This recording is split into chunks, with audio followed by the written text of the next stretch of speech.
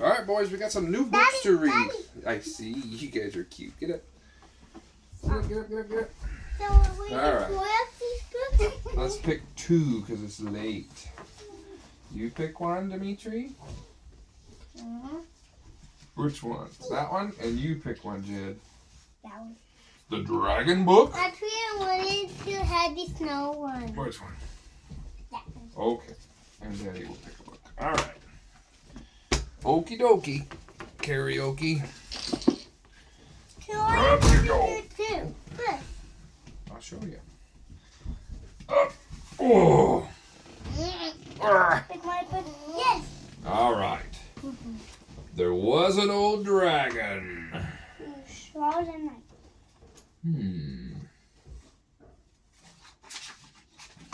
There was an old dragon who swallowed a knight. I don't know why he swallowed the knight. It's not polite. There was an old dragon who swallowed a steed that galloped around at terrible speed. Oh, how the dragon wished it would stop. That clippity, clippity, clippity, clop. He swallowed the steed right after the knight. I don't know why he swallowed the knight. It's not polite. There was an old dragon who swallowed a squire, who hollered, "That's hot!" when the dragon breathed fire. He swallowed the squire to calm the steed that galloped around at terrible speed. He swallowed the steed right after the knight. I don't know why he swallowed the knight. It's not polite. Clippity, clippity, clippity, clop. There was an old dragon who swallowed a cook, a savory cook and his recipe book. He swallowed the cook to fatten the squire. He swallowed the squire to calm the steed that galloped around at terrible speed. He swallowed the steed right after the knight. I don't know why he swallowed the knight. It's not polite. There was an old dragon who swallowed a lady. It seems quite shady. He swallowed a lady. He swallowed a lady to rule the cook. He swallowed the cook to fatten the squire. He swallowed the squire to calm the steed that galloped around at terrible speed. He swallowed the steed right after the knight. I don't know why he swallowed the knight. It's not polite. There was an old dragon who swallowed a castle. He swallowed it down to the last golden tassel. He swallowed the castle to hold the lady. He swallowed the lady to rule the cook. He swallowed the cook to fatten the squire. He swallowed the squire to calm the steed that galloped around at terrible speed. He swallowed the steed right after the knight. I don't know why he swallowed the knight. It's not polite. There was an old dragon who swallowed a moat, guzzled and gulped right down his throat. With all that water, he started to bloat, and that's when the dragon roared, and I quote, "Okay, enough. I've had enough, more than enough of this swallowing stuff. Maybe if I've been a tad impolite, perchance I should only have swallowed the knight."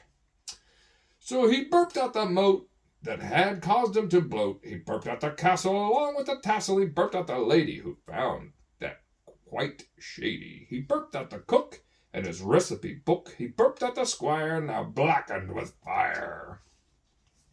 Then, with all the power that he could amass, the dragon burped out one last billow of gas.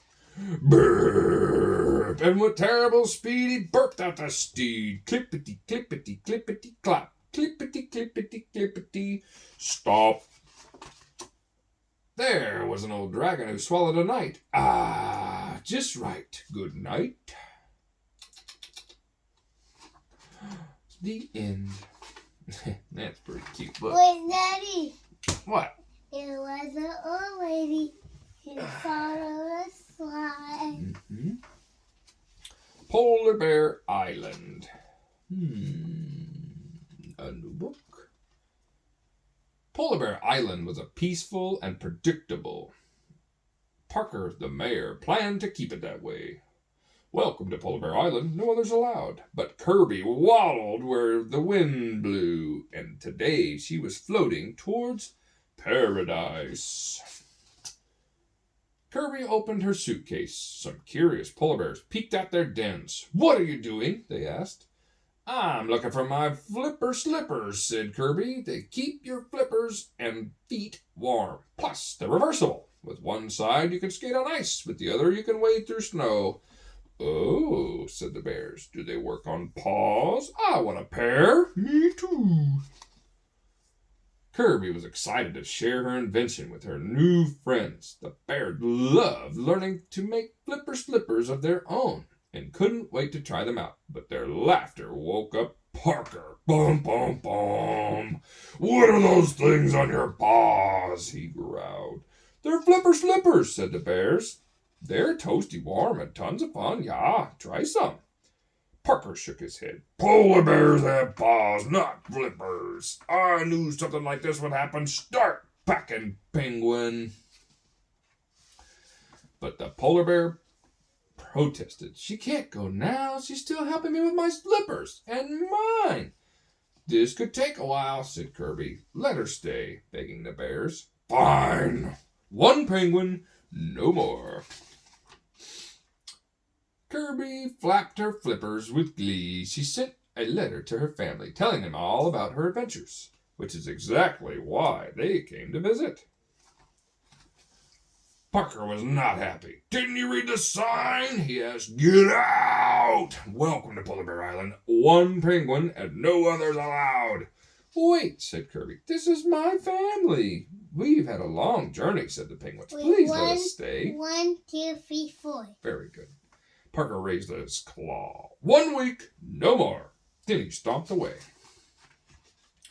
Kirby's family opened their suitcases. Her friends peeked out of their dens. What are they doing? They asked.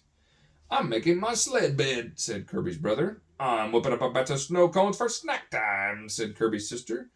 I'm shoveling paths for snowshoots, said Kirby's cousin. Soon the bears were slurping snow cones, swooshing down snowshoots, and sliding in their sled beds. All the bears except Parker. You penguins are taking over this island, he shouted. Pack your bags, hop on your ice floe. Parker slipped on some sleet and crashed to the ice. Oh, he cried, I can't move my leg. The polar bears shook their heads. This never would have happened if you'd have been wearing your flipper slippers. Kirby and her friends leaped into action. They rolled Parker onto the sled bed and shoveled a snowshoe to his den. They pushed his paws into some flipper slippers and stuffed him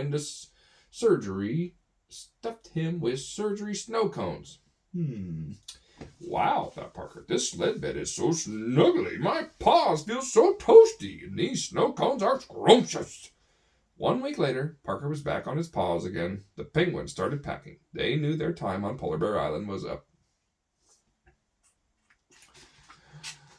What's going on here? Asked Parker. Didn't you read the sign? The penguins nodded. Yes, that's why we're leaving. Maybe you'd rather read it again. Parker pointed out this freshly painted sign. I was wrong. You penguins weren't taking over our island. You were making it a much better place. Please stay. Welcome to Polar Bear Island. Others allowed. Aw, isn't that nice? So they did. Penguin and Polar Bear Island became a wonderful place for everyone to live. The end. That's a cute book, huh? All right.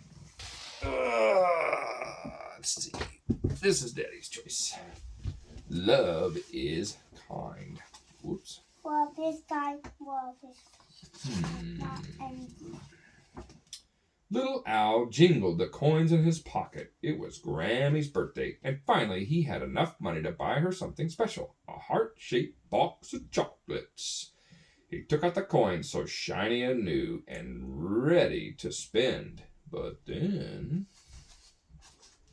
Oh no, come back! The coins rolled down until wobble bing, they landed right by Beaver's dam. Womp womp. Beaver cheered. Mommy, you were wrong. The Tooth Fairy came after all. She brought me 3 silver coins. Wait, Little Al hollered. Those are mine.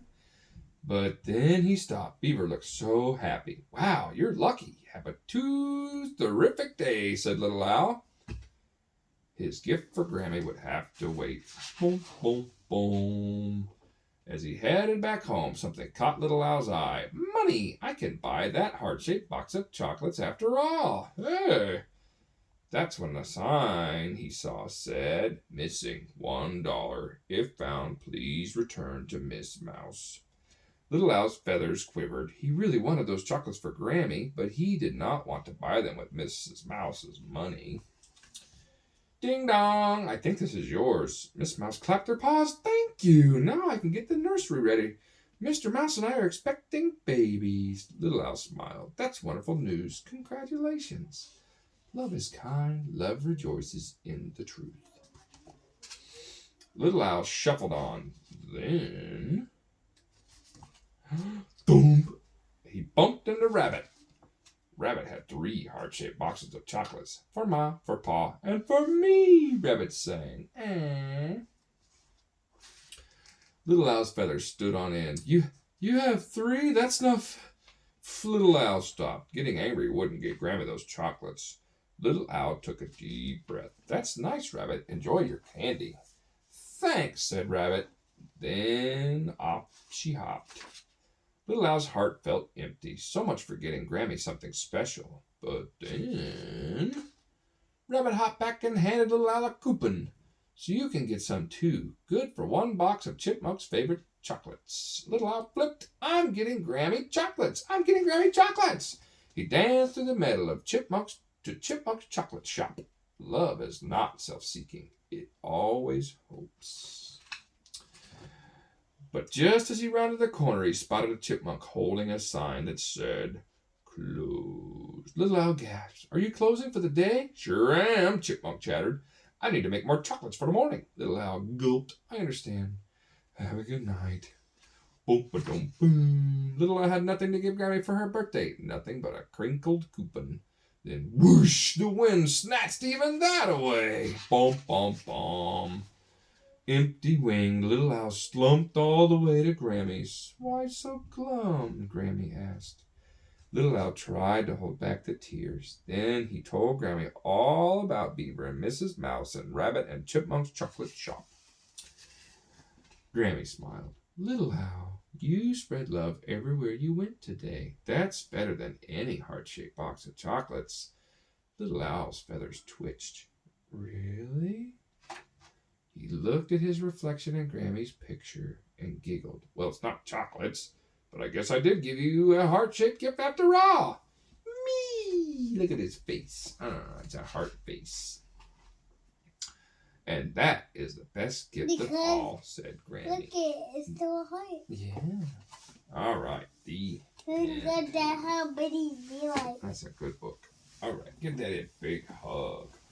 Oh. Oof. A soft hug. A soft hug. I am about to fall. Oh no! Because I did not want to wrestle for today.